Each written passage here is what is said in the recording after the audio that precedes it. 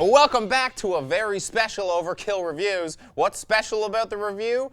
Nothing really. What's special is that after this review, there's another review. We're back to 2 reviews. So hey, this week, just a big thank you to you guys. You guys getting subscribed, you guys signing up for the Patreon. That's the reason we're back to 2 reviews a week. So, thumbs up to you guys. Hey, it's been a little bit since we've heard from these guys, so let's just get to some melodic, blackened, progressive, just go to it.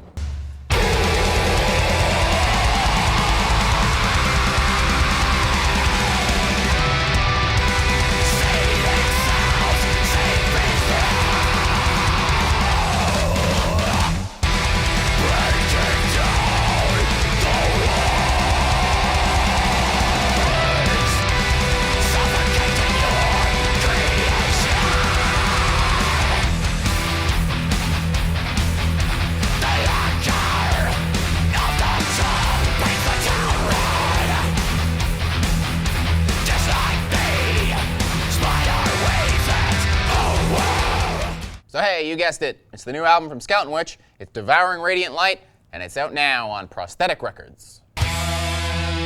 Skeleton Witch formed in 2003 over there on the other side of the lake in Ohio. Along with bands like Dragon Force and Mastodon, they saw huge jumps in popularity thanks to the rhythm game wars of the aughts and teens. Things were chugging along great for the boys until 2014, when singer Chance Garnett caught a little assault charge and was booted from the band for booze-related issues.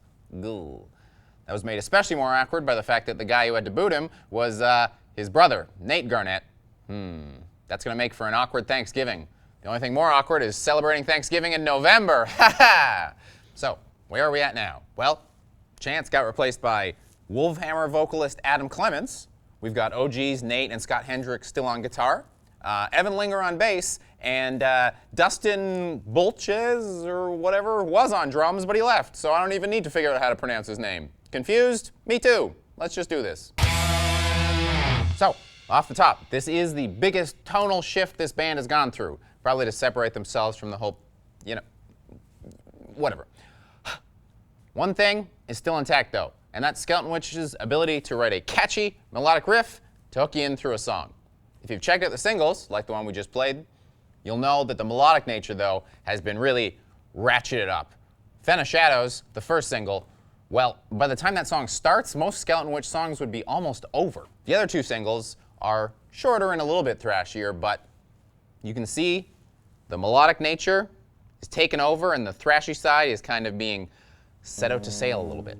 Of the 3 singles, Fen of Shadows really tells you what the parts of the album you haven't heard yet are going to be like. Also still preserved on this album is the fun interplay between the 2 guitarists that Skeleton Witch enjoys so much.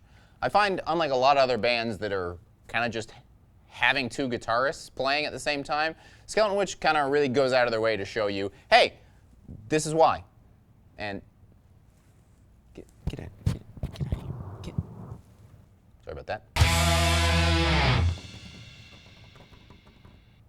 All right, let's talk about Adam Clements. We gotta do it.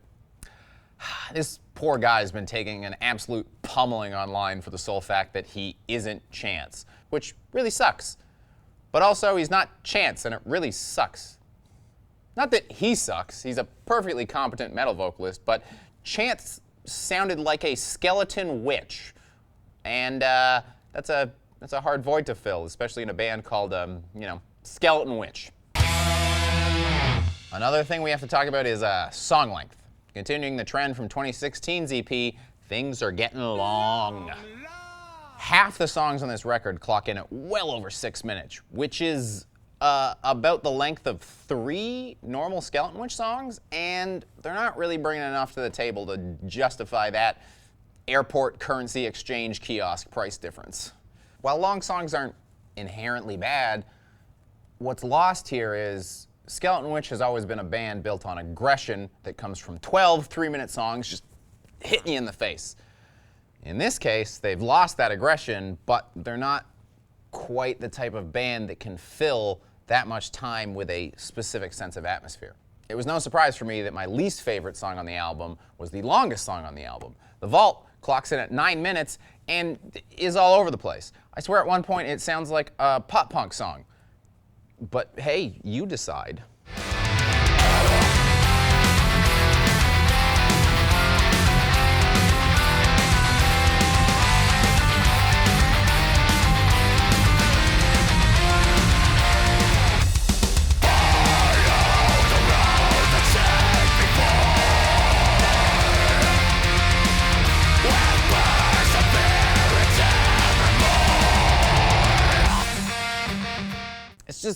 not really what I come to these guys for. It's sort of like when a chain like Burger King is like, hey, we've got a gourmet burger, and you're like, look, man, I'm here because for $4 I get 92 chicken nuggets. But here is the section where I now criticize my criticism. I'm Mr. Black and Black, atmospheric, funeral, death doom guy. So while I can say that I've kind of heard this all done better, I don't know if I've heard this done so accessibly. And I know the A word is the only word that offends metalheads, but accessibility can be good when people are trying to access things. Despite the song lengths, this is a very easy record to listen to. And if someone's going to get into the genre, I'd kind of prefer it to be through a metal band like this than, I don't know, Deafheaven. In that context, the things I don't like about the record can kind of become its strengths. Clemen's slightly hardcore tinged, more normal vocals, and the dialed down aggression is less likely to scare off newcomers, and they're still writing fun, catchy riffs that are going to hook people in. I mean, at some point later on this year, they're touring with System of a Down and At the Drive-In. So, for me, I no longer care about this band, but you might, and hey, that's cool too. And ultimately, that's all why I'm giving this 3 out of 5 skulls that are also witches. I really didn't have a choice with that one. But hey! Wow, that was louder than I thought it was going to be. It's shoutouts time!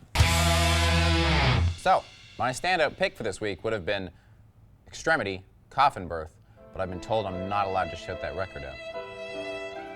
Because thanks to you guys, we're at 2 videos and I get to review it! Yay! So check for that one after this one. So what else is coming out this week? Well, we've got The Lion's Daughter putting out Future Cult. It's on Season of Mist, and hey, the War Boys in Jungle Rot are back with their 9th album, which apparently they're out of album names, because it's called Jungle Rot. It's out today on Victory Records. And the last shout out, coming out next week, is Shredders of Metal, premiering on Monday, and a new episode coming out every day, featuring Blaine Smith as the host. What? It's our guitar competition show. Check it out. More me, and also guitars.